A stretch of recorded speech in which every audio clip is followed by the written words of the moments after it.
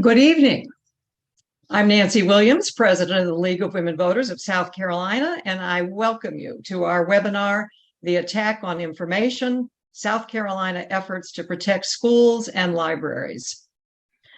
As an organization whose mission is to empower voters and defend democracy, we believe that a well-informed and educated citizenry is essential to a thriving democracy. And judging from the size of our audience, many others do as well. I especially want to welcome those of you who are not members of the League and invite you to visit our website, lwvsc.org, and learn more about our nonpartisan education and advocacy work. Please consider joining us by becoming a member. Tonight's topic has generated considerable public interest, as demonstrated by the more than 300 people who have registered for this event. Our presenters tonight will be Dr. Janelle Rivers, our education advocacy specialist and lobbyist at the State House, and Josh Malkin, legislative and policy advocate for the ACLU. Before we begin our program, I want to briefly explain the protocol for this webinar. Only the presenters will be seen and heard throughout this hour-long program. Our presenters will speak for about 40 minutes, and during this time, you are invited to type any questions that you have into the Q&A box, not the chat box, which some of you are accustomed of doing. Again, questions are typed into the Q&A box. The chat box may contain some general information and resources, but that will be for you to read only. Our behind-the-scenes team will gather your questions, aggregate them, and present them directly to our speakers, who will answer them during the remaining question and answer period. You will not receive any responses in the Q&A box. Because of the large size of our audience, it is very likely that we will not be able to answer all of your questions. However, following the webinar in several days, we will send out an information sheet that again will contain resource information and answers to questions that we didn't have time to address during this webinar. And now, with no further delay, I'm happy to welcome and turn the program over to Dr. Janelle Rivers. Thank you, Nancy. Josh Malkin is the ACLU Senior Legislative Advocate in South Carolina, and you can read about his credentials and awards in the invitation to this webinar. He leads the Freedom to Read South Carolina Coalition. Before graduating from Columbia University's law school, Josh worked for 5 years as a classroom teacher in middle and high schools in New Orleans. He is a great partner for the League, and we appreciate him. He understands how American systems work in concert to maintain a racial hierarchy. So we're going to use for our plan today, our organizational plan, the questions that were in the invitation. And the first question is, who defines woke? I think, Josh, you may want to, do you want to make a comment before we go there? I do. Thank you, Dr. Rivers, and thank you everyone for joining. I'd first just like to echo Dr. Rivers' mention of our partnership. I am so grateful for the partnership that the ACLU has with the League. Whenever I catch wind of a book ban in a county across the state, one of the first things I do is reach out to the local league, and it's been great interacting with the league in Greenville and the league in Beaufort and the league in Spartanburg. So I'm just really, really appreciative to have such great partnerships in the fight to defend democracy. And the second thing is, as some of you have heard me talk previously, I have quite passionate feelings about what is happening across the state when it comes to censorship. And in this passion, I feel like I often paint censors as a monolith. And I think that's dangerous, and I think it's misguided. I think there are a lot of divergent opinions, even amongst folks who are trying to censor curriculum and ban books. And I just want to, before I inevitably do this, I want to highlight that I always kind of regret doing it. Yeah, so I think that was it for me. Okay, so let's talk about woke. Woke is now defined in the Merriam-Webster dictionary as aware of and actively attentive to important facts and issues, especially issues of racial and social justice, and identified as U.S. slang. It originated in African American English and gained more widespread use beginning in 2014 as part of the Black Lives Matter movement. By the end of that same decade, it was also being applied by some as a general pejorative for anyone who is or appears to be politically left-leaning. So, Josh, how accurate is that definition? As you travel around South Carolina, are you hearing people use the term woke? And what is an effective way to respond to people who use the term woke in a disparaging way? Yeah, I sure am hearing it. And I mean, I'd love to be able to just say, like, if you're not awake, you're asleep, right? I think that's pretty accurate. And I think I don't want to ever underestimate the other side.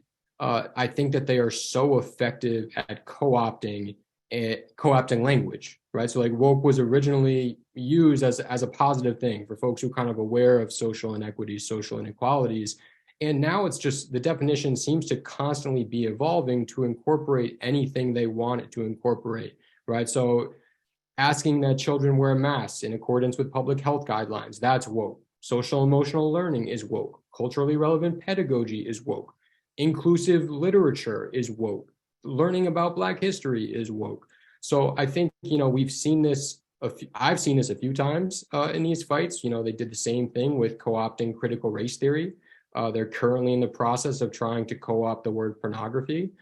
So I think they are just very successful in their messaging campaigns, right? They take words that were once positive or once meant something, and they are able to really mobilize their folks around their own definitions of the terms. But to address, I mean, I don't know how effective it would be to say, if you're not awake, you're sleeping. I do think that decision makers are receptive to when folks just get up there and say what they want, right? When folks get up there, we're not advocating for anything radical, right? Keeping books on library shelves is not a radical ask. Letting children learn about Black history and current inequalities of marginalized groups, that's not radical, right? So I think just kind of dispelling the notion that there is this radical agenda, I think that I've seen decision makers be responsive to that. And again, it's like, I wish we were doing things that really were advancing equity, right? I wish that they were calling attempts to advance equity radical. That's not what they're doing.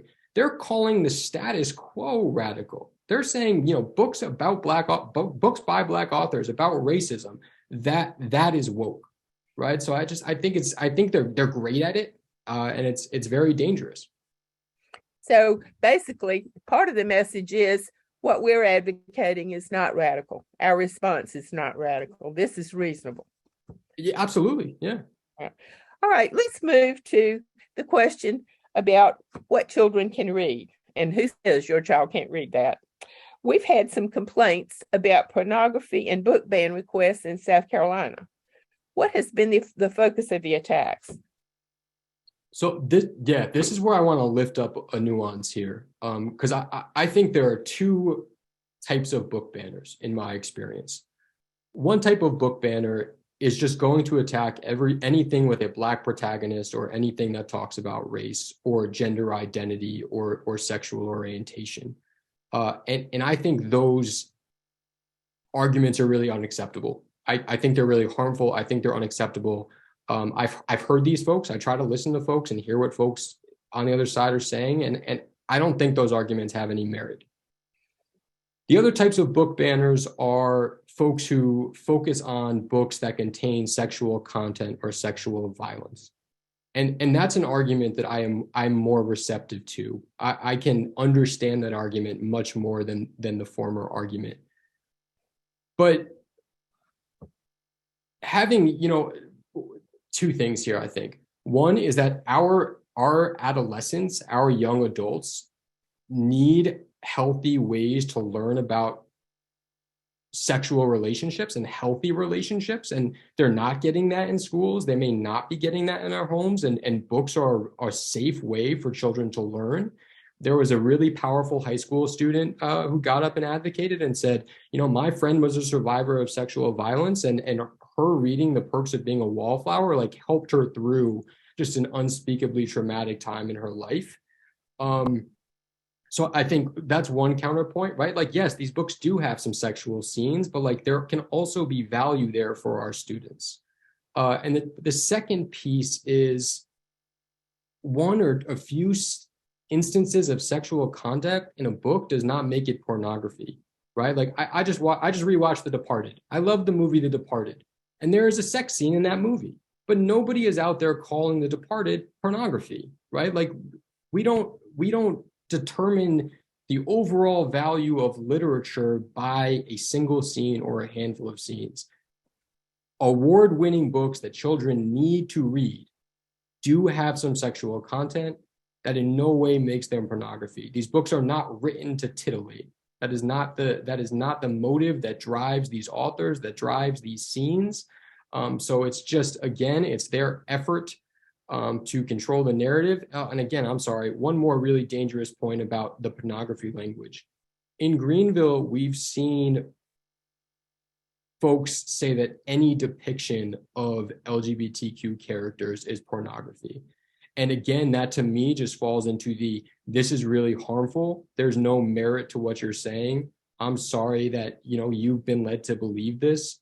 But it's just queerphobic and it's dangerous. And I don't have patience for that type of argument. Thank you. Has anybody been able to either verify or disprove any of the claims that the complainants have made about indoctrination or pornography? Yeah, I think that oftentimes, yes. I think when there are robust communities that form to combat attempts to ban books, they are able to let decision makers know that those arguments don't hold any water. So I want to shout out Beaufort, where they've kept 99 titles off the shelves, but there is a community that is consistently going to school board meetings and kind of refuting the points the book banners are making. They have an incredible group of high school advocates who just, if you haven't watched their testimony, it is some of the most powerful, eloquent testimony I've ever seen. And I know that members of that board are really grateful that that community is there, because when elected officials are only hearing from the book banners, in my experience, they are much more likely to do what the book banners are asking them to do, even if they personally know it's not the right thing. And having our folks in the room, gives them this sense of coverage, right? That they are doing what their constituents want them to do, and that's keeping books on shelves. Josh, you and I collaborated on a handout that's called How to Talk About Book Bans. And the league hosts the Freedom to Read South Carolina webpage, resource page. Would you like to mention that handout to folks and just encourage people to go there, or say anything else about the Freedom to Read South Carolina Coalition before we move on? Yeah, I mean, I think one of the most powerful arguments, I think, is like, and this is where I'll accept some nuance. I personally think I think it can be dangerous for parents to even restrict what their children have access to, right? I think if you are a parent who doesn't believe racism exists, and thus you restrict your child's access to books about racism, I think that's dangerous. But I concede that it is a parent's right to decide what their child reads. That being said, I think one of the most powerful arguments is like, you are a parent who has control over what your child reads. You do not have control over what books other people's children have access to. And I'd also just say, oftentimes, Freedom to Read kind of like working groups that are locally based form in response to attempted book bans. And I think, like, book bans are coming. If they are not in your area now, they are coming. So if you are interested in being part of the local resistance to book bans, I suggest trying to build your community now, so that you are already, those relationships are in place. You've talked about strategies so that when the book bans come, y'all are ready to fight the good fight. Thanks. All right, let's move to authoritarian culture war tactics. We are certainly seeing culture war issues coming up nationally and in South Carolina. What are the connections that you are aware of to groups that operate at the national level, and who's behind this? Yeah, I want to flag, there are a bunch of groups that kind of engage in these culture wars. I want to flag Moms for Liberty as being particularly dangerous. These are the folks that are kind of Governor DeSantis's foot army, and they've descended on South Carolina. They claimed more school board victories in South Carolina this year than they did in Florida. And they, behind the guise of parental rights, they advance a largely racist and queerphobic agenda. And they, while they claim to only make money off of shirt sales, a recent, I don't know what we call that, like expose. Is that what an expose is? Maybe it's certainly a documented scholarly piece that you're referencing. I know what you're talking about. Yes. So they've gotten a whole lot of money from the Heritage Foundation, which is the radical conservative think tank that kind of started the CRT craze. They got a lot of money from the Publix heiress, who also donated to the Stop the Steal insurrection attempt.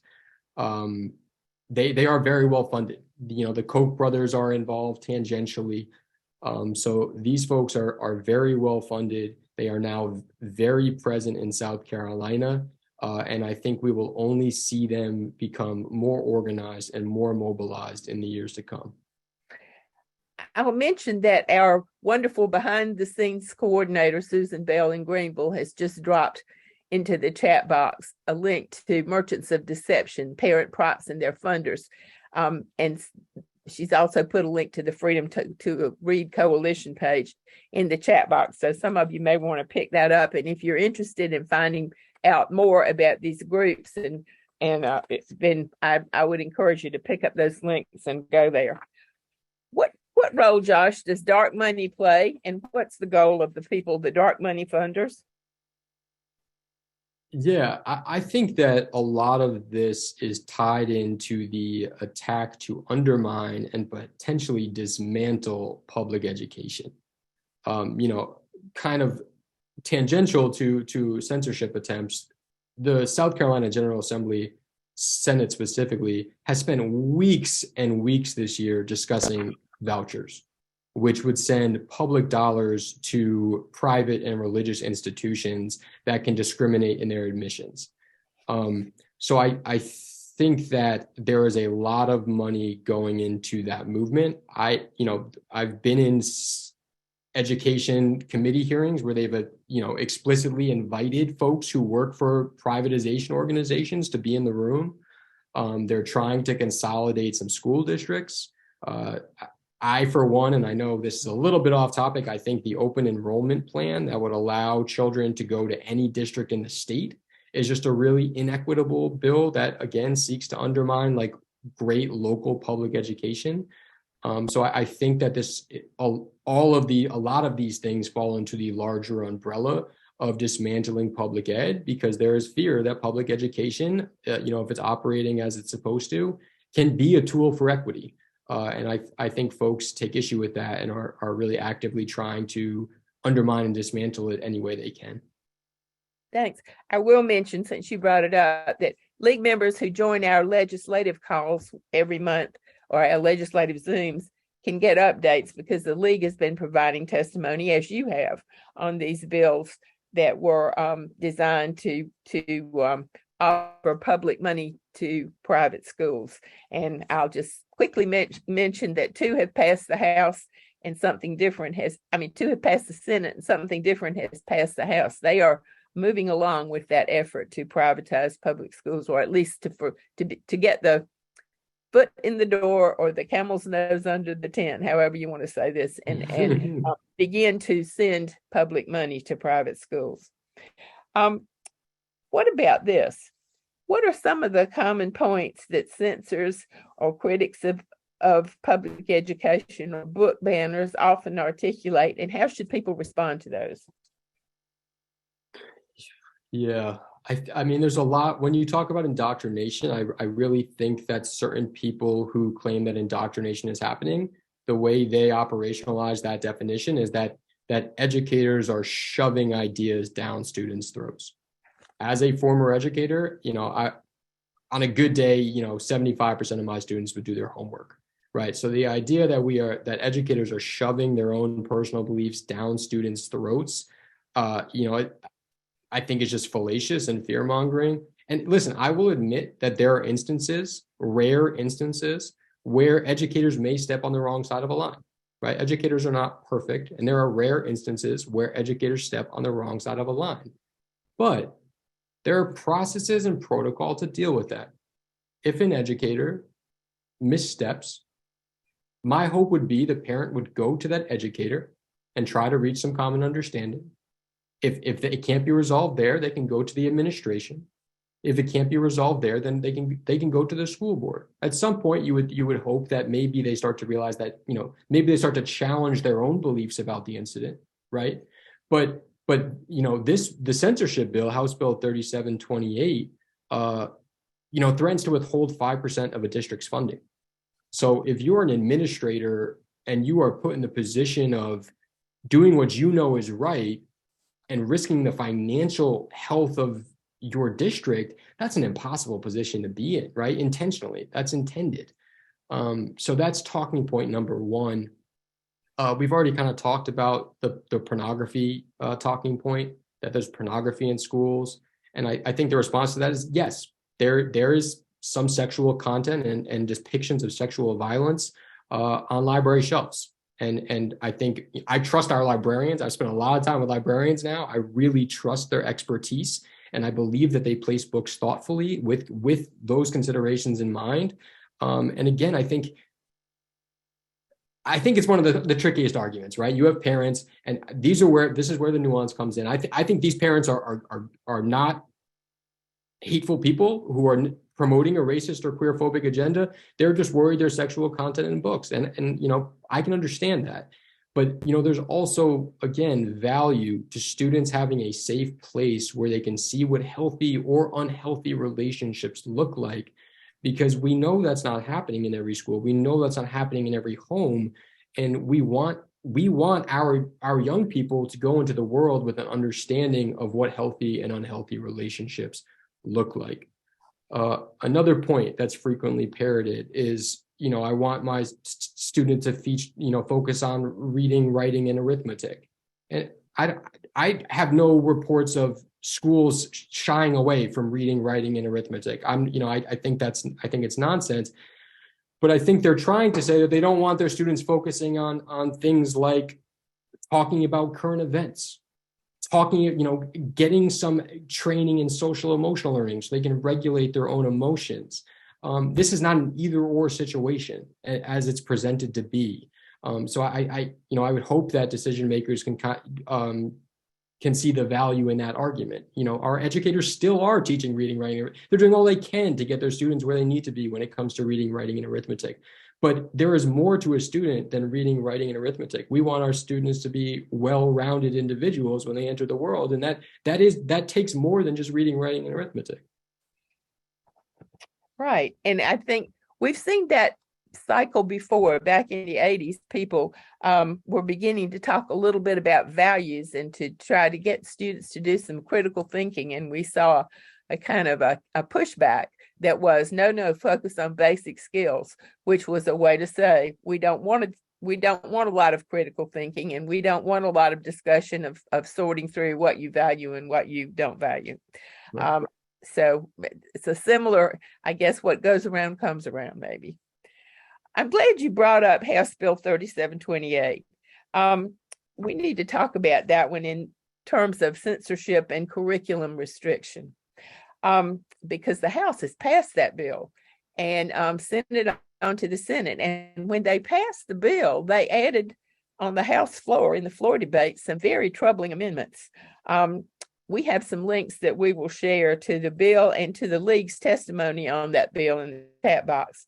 But for context, let me just list 4 aspects of the current version of the bill, which I will say again has passed the House of Representatives in South Carolina, that are especially troubling. You mentioned the first one, which is that school districts that violate the bill can have their state funds reduced by 5%, which is a significant penalty. Here's another one. Teachers cannot adjust their lesson plans unless any materials that they might choose to add have been posted for 3 days. So that pretty well makes it impossible to discuss a current event in a timely manner. And in fact, the sponsor of the bill was so concerned that that provision was added that she has said she's having to reconsider her support for the bill. The third problematic provision is that, and this is, as a lawyer, you can probably address these. Well, the last one for sure. I'm about to get ahead of myself.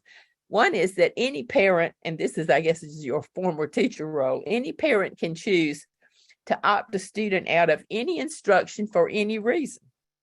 So if the planned instruction is something that, I'm going to quote here, furthers the completion of any grade level or graduation requirements, that's a quote, then the school is required to provide alternative instruction without the objectionable content. So that means if people choose to exercise that right, a lot of people about different things, that could just result in utter chaos. And the last one hits your expertise, especially as an attorney.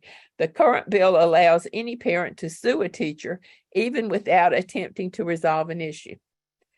So let's talk about efforts to weaponize censorship and what's behind these amendments. History tells us that rising authoritarian leaders typically try to censor information and ban books. Would you talk about the contemporary context in South Carolina and how that fits into a larger pattern? Yes, Dr. Rivers, please make sure I hit that question. But before I get there, I want to talk about 3728 for a second, because there's been a lot of talk about these amendments and how horrific these amendments are, and I agree. But the language of this bill before the amendments was just as problematic. You cannot put lipstick on the pig that is 3728. In my opinion, the amendments just highlight the animus that is behind this bill, right? Whether or not the sponsors know it, from being at school board meetings across the state, I know it, right? So I want to talk about, I think it's 3 amendments that Dr. Rivers just mentioned, 2 of them, I think. One is the current events amendment. These folks are not worried about folks talking about the spy balloon, right? That's not the current events they're worried about. In my opinion, they're worried about police brutality. They're worried about the killing of innocent Black Americans, right? And they want to make sure, in my opinion, they want to make sure they have the time to figure out what Fox News or QAnon is telling them to say in response to these incidents before teachers can address them. And I'll tell you, I was teaching when George Zimmerman, they decided George Zimmerman wasn't going to get charged. I was teaching a classroom of exclusively Black and Vietnamese students in New Orleans East when that came out. I had some lesson on scientific notation planned. I hope many of you don't remember what scientific notation is, because we don't really need it. But I had this lesson on scientific notation planned. My Black students came in with their hoods up and tears on their face. In that moment, to try to make them do a lesson on scientific notation would have been so incredibly disrespectful to the pain they were feeling at that moment. So what we did instead was I opened it up. I let my students talk. I let my students ask questions. I tried to let them be together to heal. And I think it was just as important for my Vietnamese students, right? Because they didn't know what their classmates were going through that moment. It wasn't the same for them. So for them to be able to hear from and learn from their Black classmates was equally as important. We talked about the evolution of stand your ground laws and how they were based in, folks who were paid to capture enslaved persons. And if anything, right, rather than restrict instruction on current events, there should be greater training, right? If we are worried about teachers, educators doing it the wrong way, then let's give them greater training. Let's make sure that they are addressing current events appropriately in a way that doesn't run afoul of that line. So that's the First Amendment, right? And I think that, again, that shows what this bill will do, what the Freedom Caucus wants this bill to do. The Second Amendment is they greatly expanded restrictions on educators and students' access to healthy relationships, sexual orientation, gender identity, right?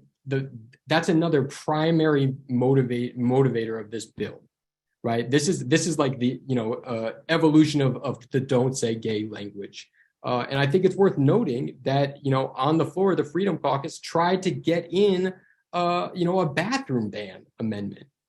These folks really want to just get queer. They want queerphobia to be codified in law.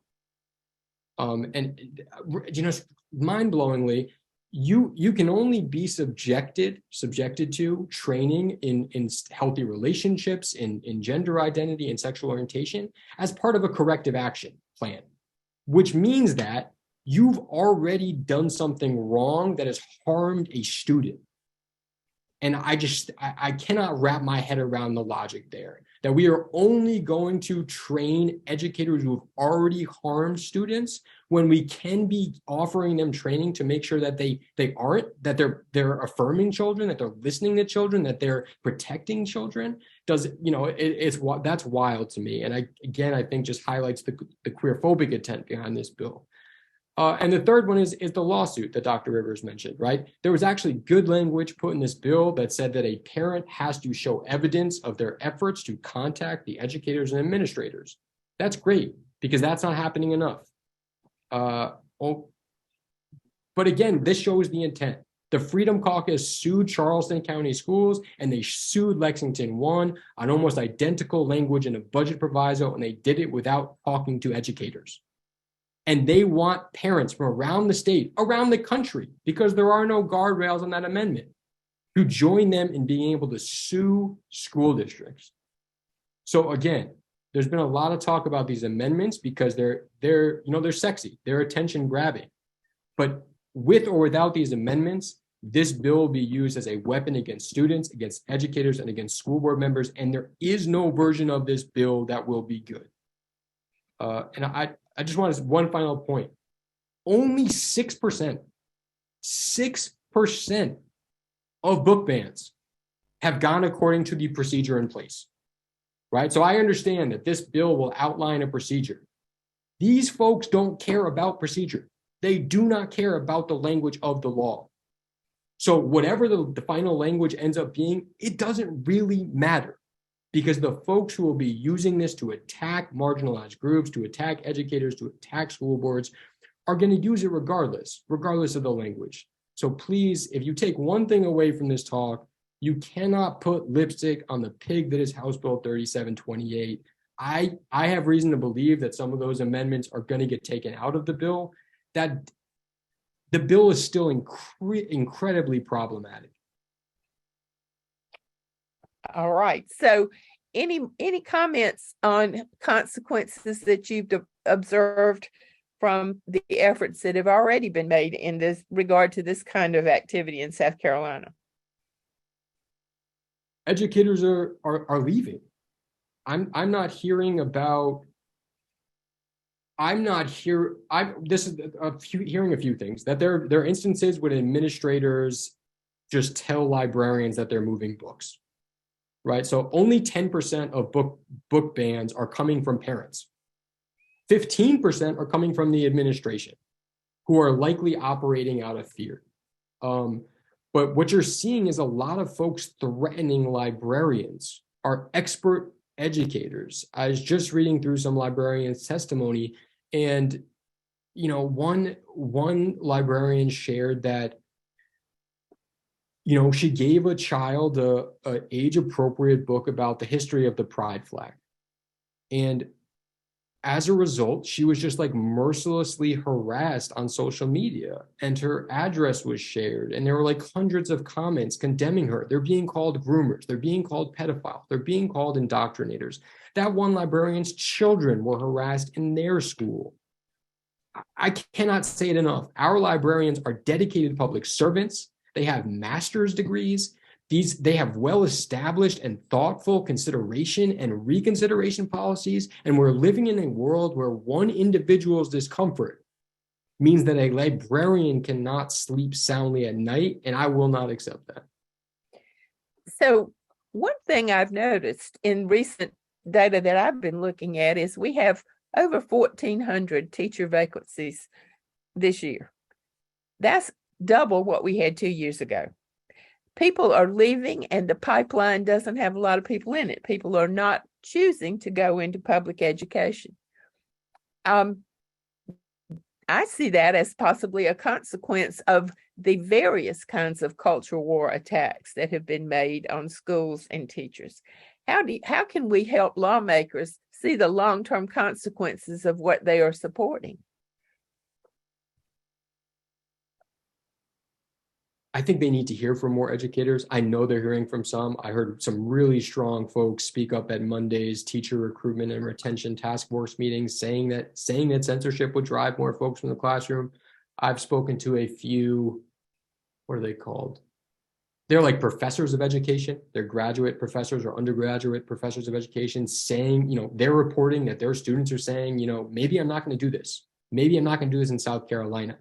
And my concern is, I think that some of the leadership has put themselves in this interesting place where they really, I think they are committed to increasing teacher pay, right? They are committed to filling these teacher vacancies.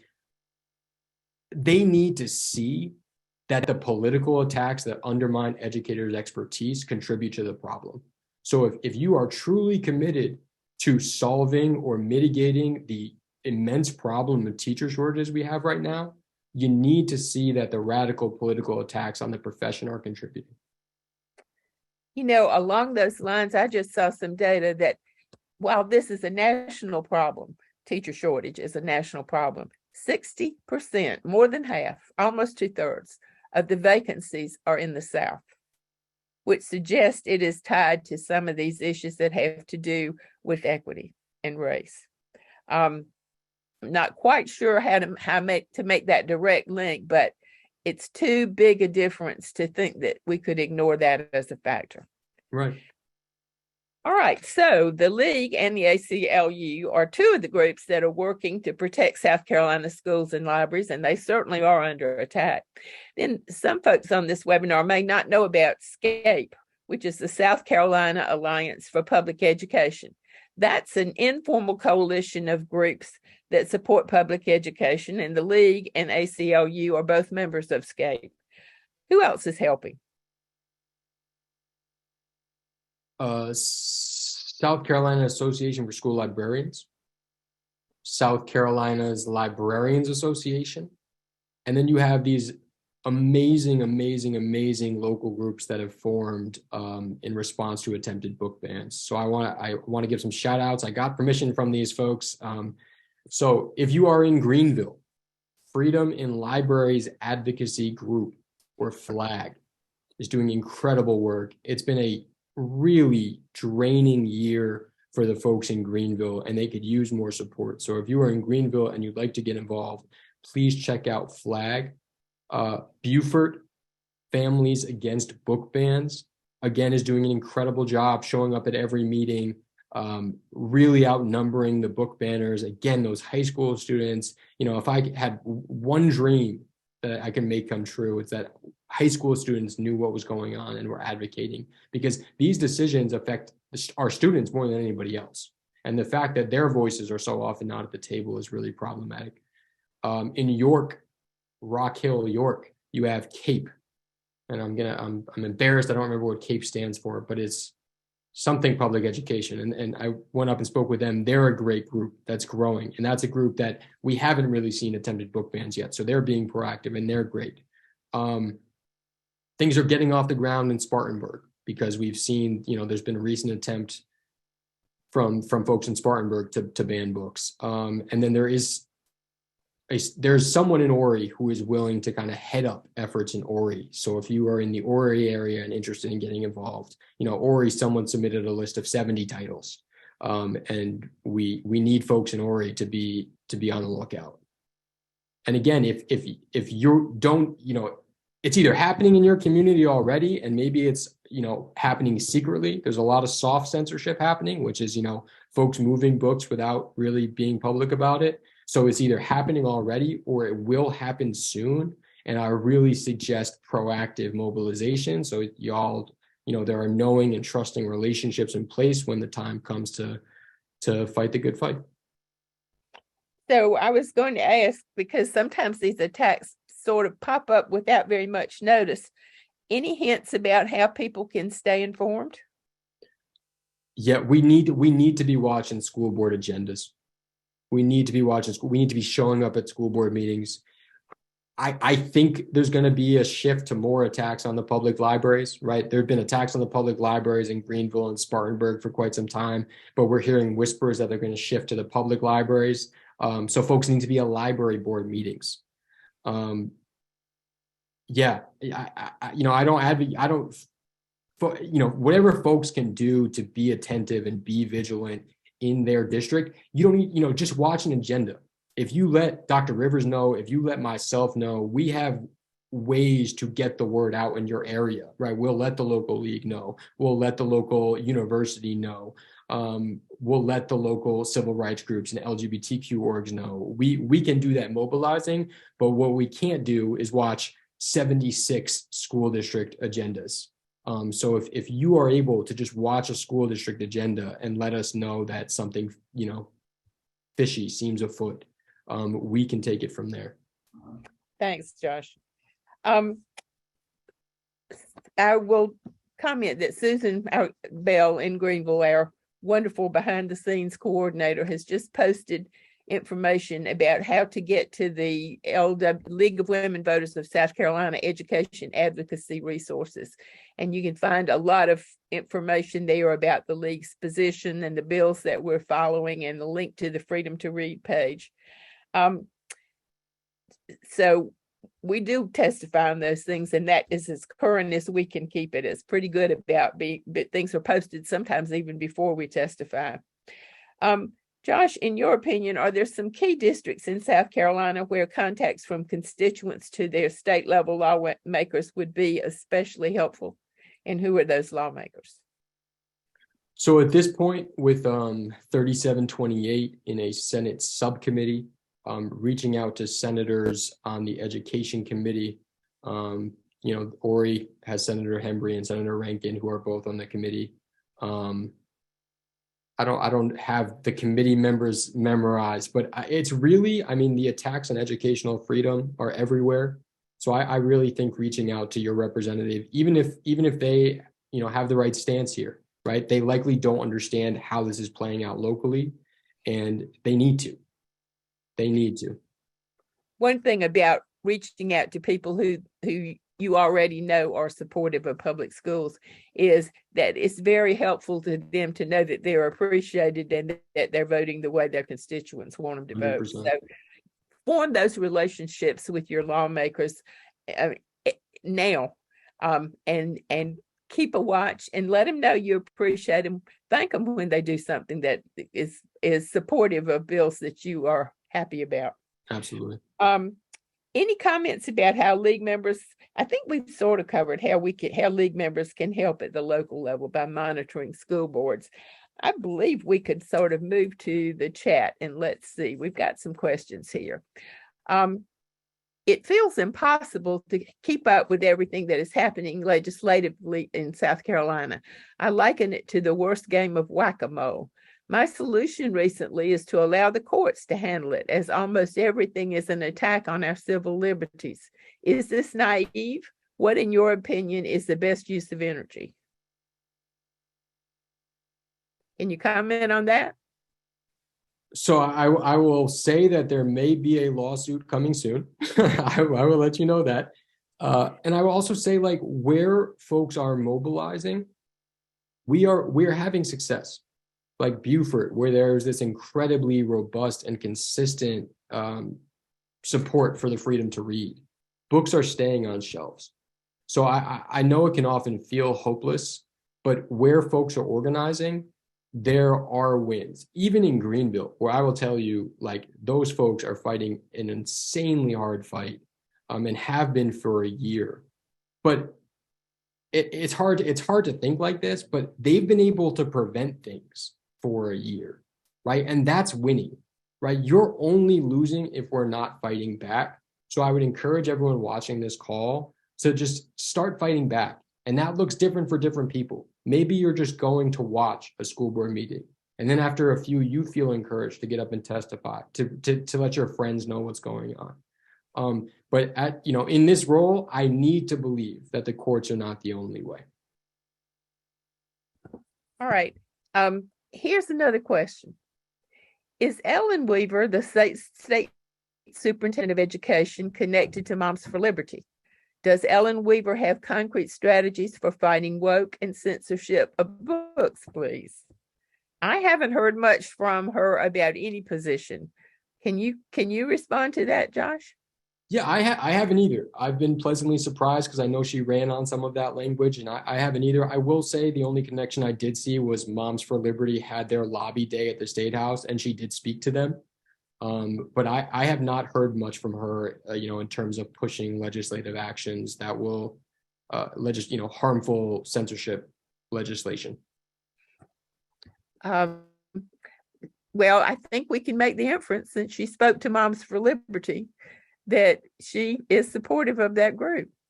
And so I'm looking to see, we may have some more questions coming in here. We'll give it a minute there.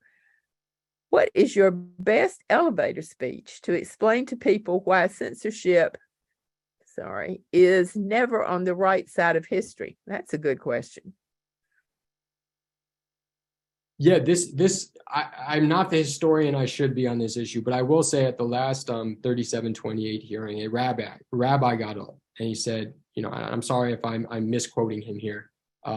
He said, my grandmother was getting ready to be a teacher in 1939 Austria, and they told her she couldn't be. And she then, they told her she needed to spend her days scrubbing already clean streets, right? And his, perhaps the most powerful statement from that day of testimony was, they came for teachers first. They came for teachers first. I heard that, and you are right. And I think we should all be aware that the schools are really important. And I am aware that those who are supportive of public schools are numerous. They probably really outnumber the complainers. Yes. But they're not well organized, and they haven't been vocal. And they need to find a way to organize and be more vocal. All right, here we have another question. One of the things that this district has done with the 97 books is to remove the books first and then to begin the committee review process. Many of us believe the books should have been on the shelves until the review process is completed. Of course, we are also not in agreement that a very few people can cause any books to be banned. Josh, do you agree that the books should not be pulled, if at all, until the review process is completed?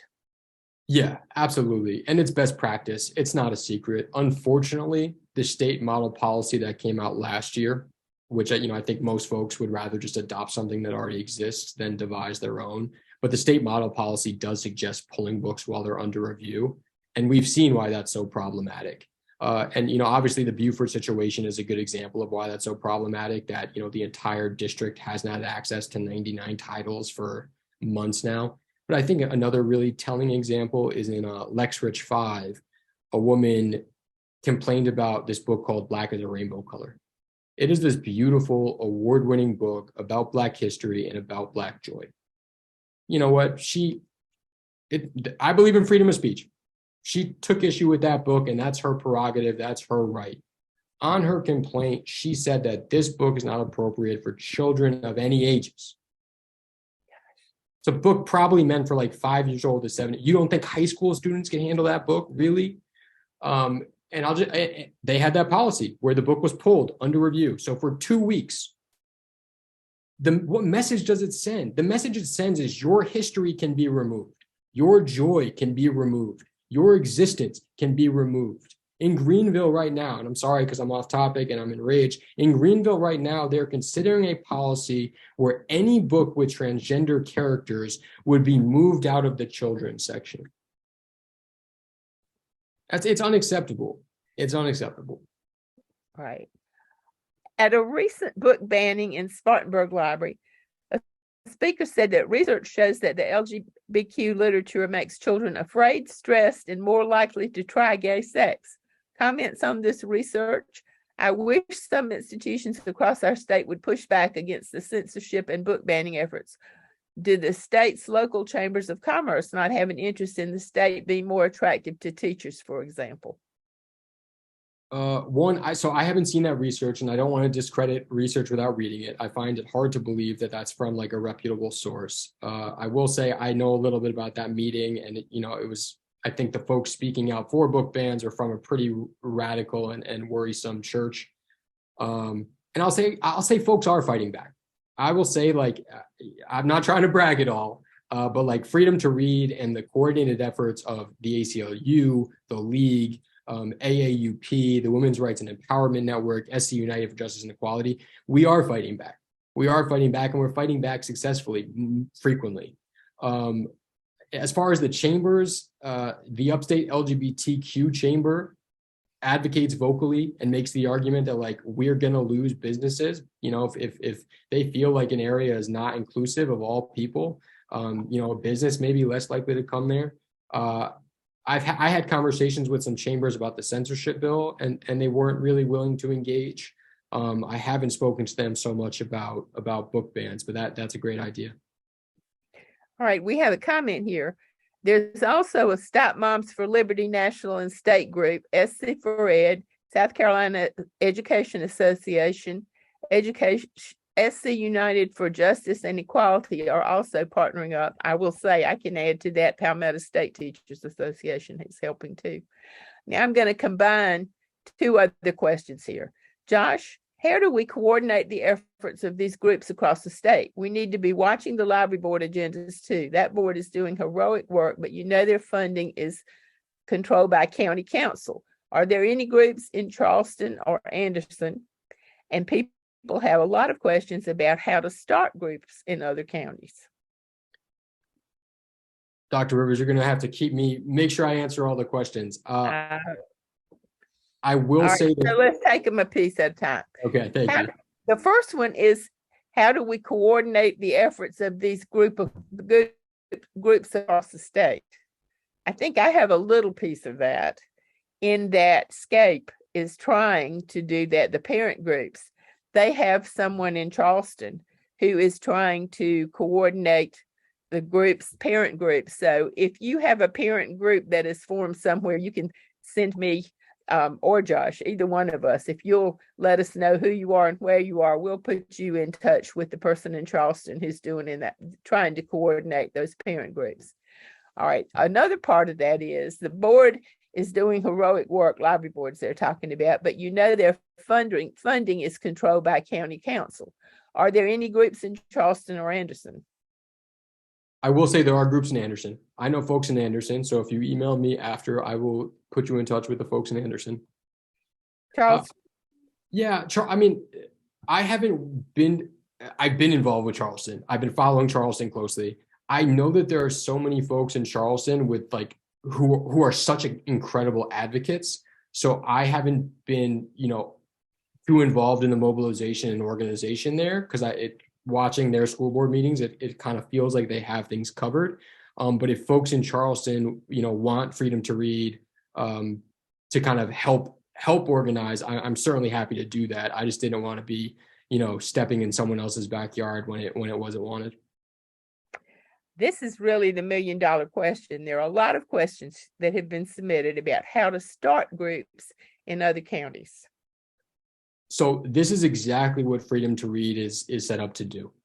If you are interested in starting up a advocacy group in your community, please reach out, because the way Freedom to Read operates is I or Dr. Rivers will reach out to the local league chapter that might exist there. I'll reach out to universities that are there. I'll reach out to LGBTQ and civil rights organizations that are there, and some other groups who are members of the coalition.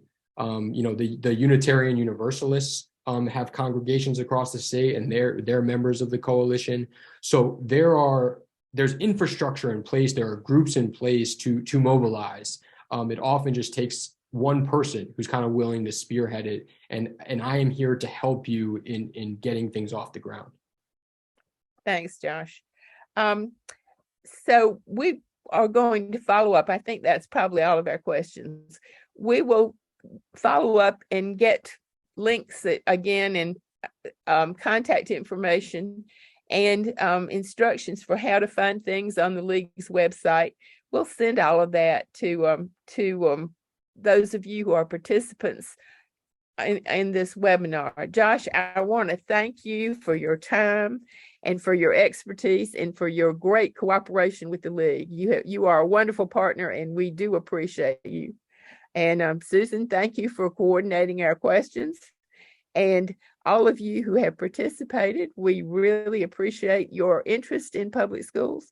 It is a serious threat to public schools, both the censorship bills and the public money for private schools bills, which are moving at a rapid pace through the legislature.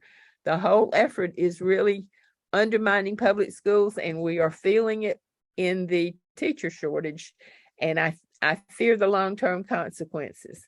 So we hope you will be active. We hope you will follow these bills, and we hope you will stay in touch with, develop relationships with your lawmakers, and let them know that you support the public schools. Josh, you want to add anything?